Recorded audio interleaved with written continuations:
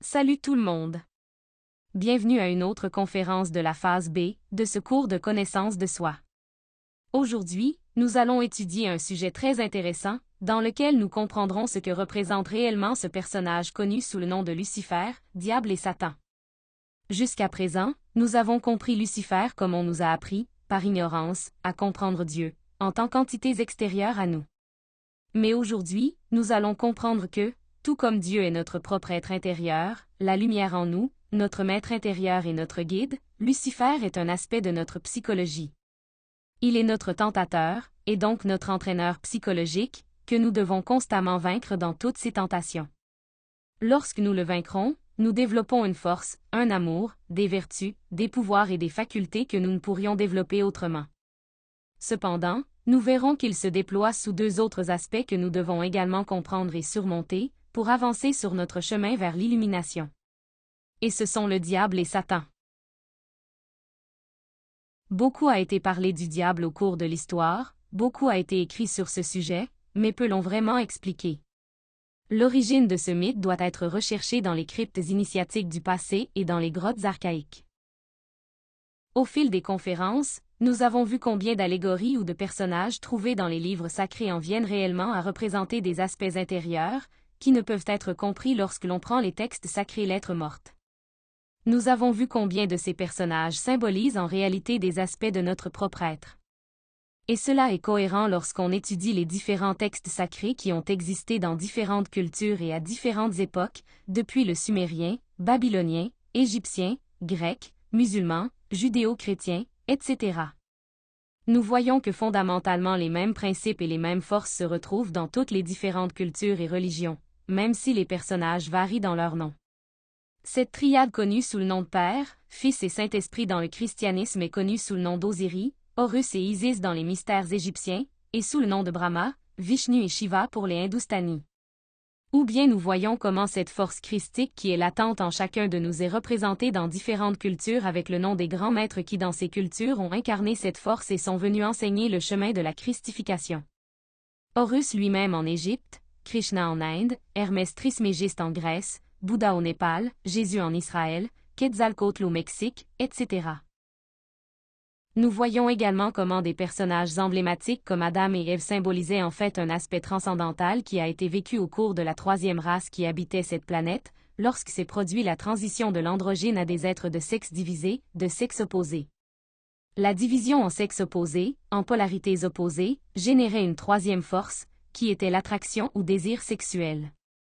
Et c'est dans cette troisième force, le désir, dans laquelle nous sommes allés trouver ce fruit défendu, accompagné de ce serpent tentateur, qui incitait les gens à manger le fruit, c'est-à-dire à atteindre la fornication.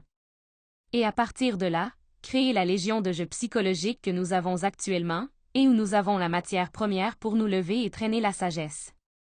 C'est précisément dans tout ce symbolisme du serpent, de la tentation, de la chute de l'homme, etc., que nous trouvons l'origine de ce que nous appelons actuellement Lucifer, le diable et Satan, et qu'aujourd'hui nous allons chercher à clarifier un peu. Nous connaissons Lucifer comme les ténèbres, à l'opposé de la lumière. Et étant Dieu la lumière, nous connaissons Lucifer comme l'opposé de Dieu.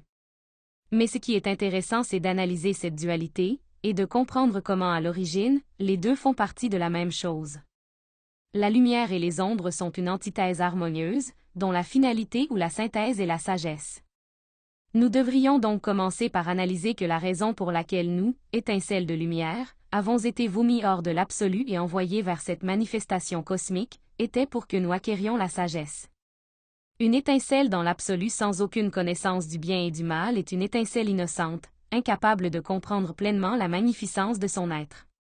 Notre principal problème était l'innocence en tant que manque de sagesse, manque d'expérimentation directe.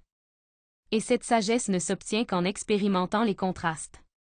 Celui qui n'a mangé que des sucreries dans sa vie ne pourra jamais reconnaître que ce qu'il mange est quelque chose de sucré s'il n'a jamais expérimenté ce qui est amer. Personne ne pourrait jamais reconnaître que ce qu'il vit est le plus haut niveau de bonheur et d'épanouissement s'il n'a jamais connu la douleur et la dégénérescence. Il ne serait pas capable de comprendre ce que signifie être complet, être une unité multiple parfaite, s'il n'avait pas été auparavant subdivisé en une légion entière, en une unité multiple imparfaite. C'est pourquoi nous sommes arrivés à cette manifestation cosmique, c'est pourquoi notre être, qui est lumière, s'est déployé, et le reflet de ce logo intime, qui est en nous ce qui est réel, ce qui est ineffable, c'était son ombre particulière, existant en nous, ici et maintenant.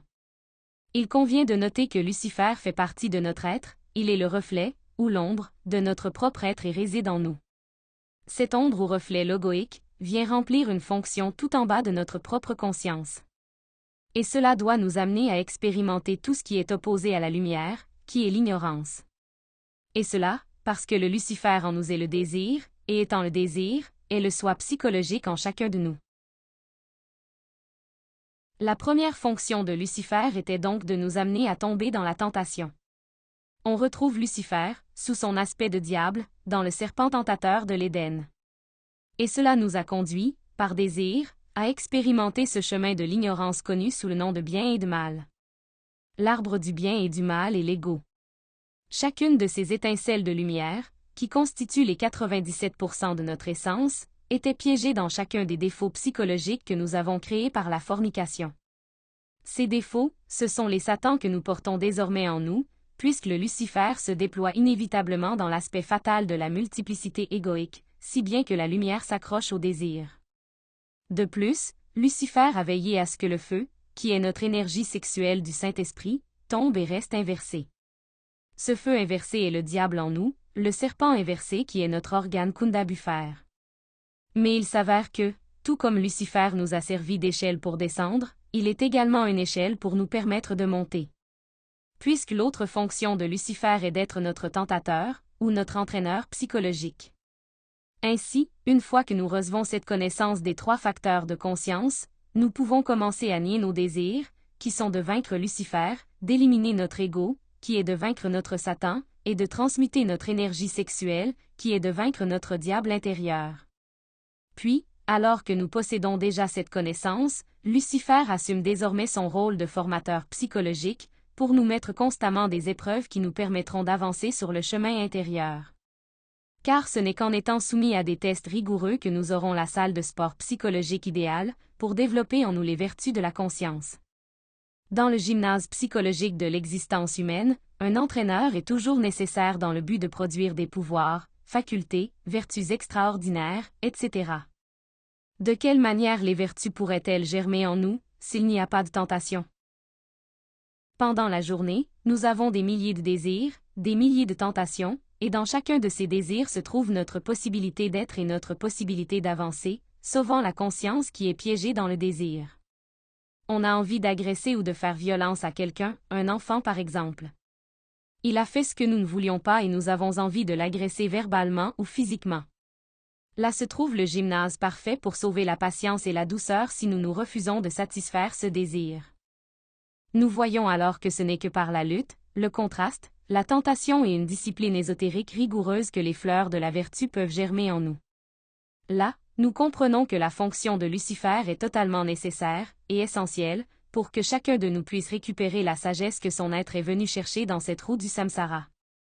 Lucifer ne nous donne jamais une tentation que nous ne pouvons pas résister, car il est la justice elle-même. C'est donc là que vous devez vous demander, où est le mal de Lucifer? Sans tentation, il n'y a pas de vertu. Plus les tentations sont fortes, plus les vertus sont grandes, si nous sommes victorieux. La tentation est le feu, triompher de la tentation est léger. L'important est de ne pas tomber dans la tentation. Lucifer est une échelle pour descendre et une échelle pour monter, et pour pouvoir travailler et dissoudre l'ego dans le laboratoire de l'alchimie sexuelle. Si nous possédons déjà cette connaissance, nous décidons à volonté de tomber dans la tentation et de satisfaire nos désirs égoïstes.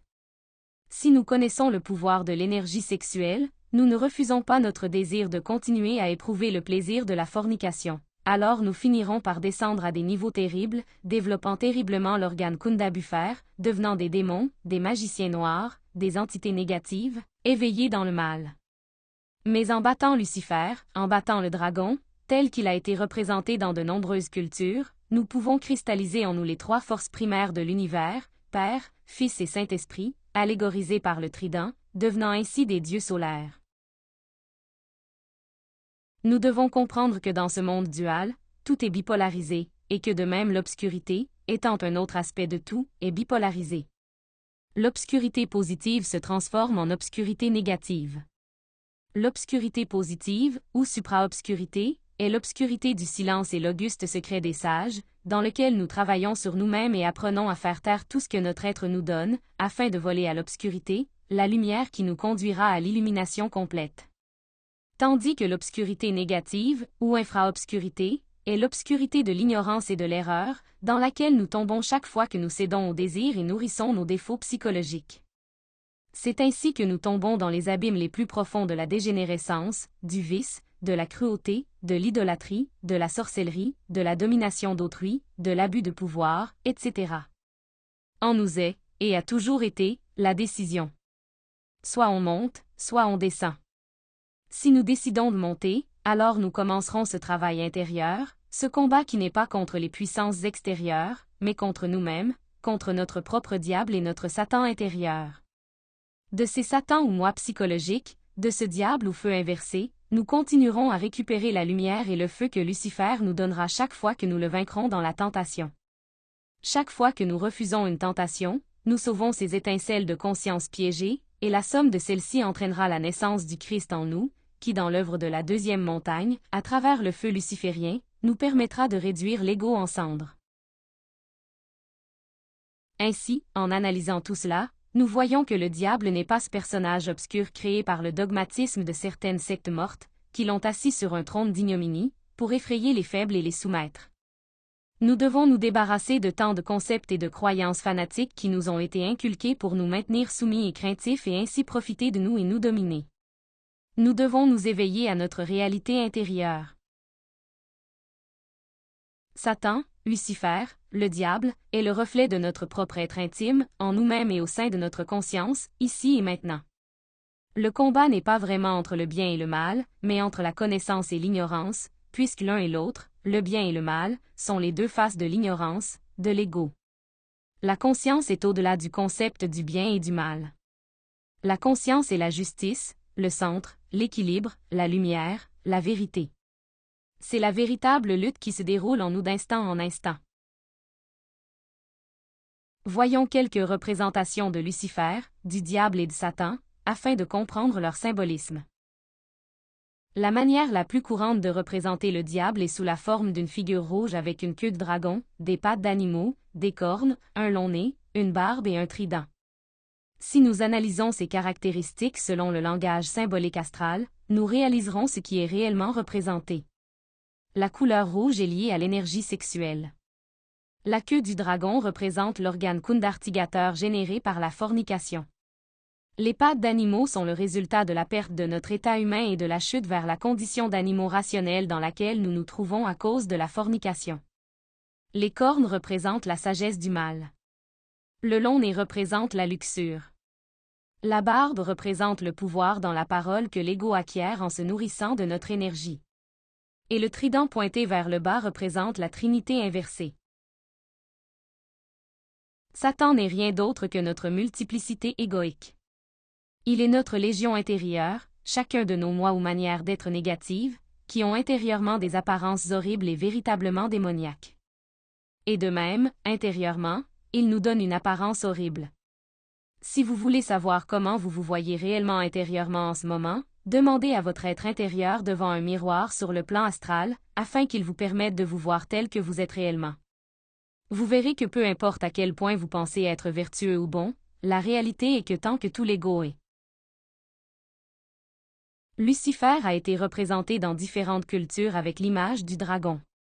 Le symbole du dragon est tiré de ces gigantesques reptiles volants qui existaient réellement à l'époque de la Lémurie et de l'Atlantide. En Égypte, le soleil de midi, le soleil sacré absolu, a toujours été symbolisé par Osiris. Tandis que son ombre, son reflet, son Lucifer, se retrouve allégorisé par Typhon. Dans les mystères grecs, le soleil spirituel, le démiurge créateur, a toujours été représenté par Apollon. Tandis que son ombre, son Lucifer, son Satan, son reflet divin, est allégorisé par Python. Dans l'Apocalypse de Saint Jean, le resplendissant Christ-Soleil est toujours symbolisé par Michel, la divinité guerrière. Tandis que son ombre cosmique est personnifiée par le dragon rouge. Au Moyen Âge, le logo était allégorisé à la personnalité de Saint Georges, tandis que son ombre est symbolisée par le dragon. Et c'est parce que vaincre le dragon, tuer le dragon, est urgent quand on veut se faire avaler par le serpent, quand on veut devenir serpent. Cela signifie sortir triomphant de toutes les tentations placées par le dragon, éliminer l'ego, tous les agrégats psychiques qui le composent, réduire tous les souvenirs du désir en poussière cosmique, etc. Ainsi, chaque véritable auto-réalisé devient un véritable dragon de sagesse. Dans la mythologie grecque, Lucifer était également représenté comme Prométhée, ce titan ami des mortels, honoré principalement pour avoir volé le feu des dieux et l'avoir donné aux hommes, et pour cela avoir été condamné à être enchaîné au rocher. Dans ce symbolisme, nous voyons comment Lucifer, étant le fidèle de la balance, le donneur de lumière et de feu, se déploie dans l'aspect fatal de la multiplicité égoïque. S'enchaînant au dur rocher que représente le sexe, se sacrifiant pour nous, soumis à toutes les tortures, pour donner à chacun de nous le gymnase, les situations nécessaires, pour que nous puissions tirer la sagesse de cette roue, et nous élever comme des Christ ou des maîtres. Nous savons qu'il existe deux arbres, l'arbre de vie qui est l'arbre de la création des corps existentiels de l'être, et l'arbre de la sagesse du bien et du mal, qui est la connaissance de l'ego. Les deux ont des racines communes, et cette racine est le sexe. C'est pourquoi Prométhée est lié au rocher, le sexe, car Prométhée Lucifer est chargé de nous éduquer au sexe. Là, il doit nous soumettre à un entraînement rigoureux à travers les tentations les plus sévères. Puisqu'il faut amener le suprasexe à des niveaux de purification très élevés pour le travail de la deuxième montagne. Et c'est que si là, dans le sexe, nous sortons victorieux, la désintégration de l'ego se précipite inévitablement. Lucifer doit nous rendre forts, il doit nous amener à atteindre des niveaux très élevés de contrôle sur l'appareil sexuel et une grande chasteté, il doit nous éduquer au gymnase sexuel, il doit faire de nous des athlètes de magie sexuelle. Dans la mythologie grecque, c'est Héraclès, ou Hercule, qui représente le Christ qui libère Prométhée de ce rocher. Symbolisant cela, c'est le Christ qui vainc définitivement le dragon en éliminant tous les défauts psychologiques, y compris l'ego causal. Et déjà Lucifer, en tant que préparateur psychologique, n'ayant plus aucun moyen de le tenter, conclut son travail, fusionnant avec le Christ et avec le Saint-Esprit, formant le haut de la mère Dieu. Alors le serpent avale sa queue, pour pouvoir alors revenir à cette dualité primaire, mais maintenant comme une dualité parfaite. Et pouvoir revenir à l'unité lorsque l'aigle avale le serpent, devenant un serpent à plumes, un homme absolu. Nous voyons alors comment l'écailleux, Lucifer, l'ombre de l'Éternel, reflet intime de notre véritable être divin, va revenir à lui, fusionner avec lui, briller en lui. Car au fond, il est lui. Eh bien, je conclus ici l'explication de ce sujet. Ce sont des aspects qui nécessitent beaucoup de réflexion pour les comprendre, et qui entrent souvent en conflit avec des concepts que nous avons déjà. Mais comme toujours, je reste à votre disposition pour répondre à toutes vos questions. Le prochain sujet est le 20e de la phase B, où nous parlerons de l'intuition et de la façon de la développer, puisque c'est le sens qui nous permettra d'écouter et de comprendre les messages de notre propre être intérieur. À la prochaine conférence.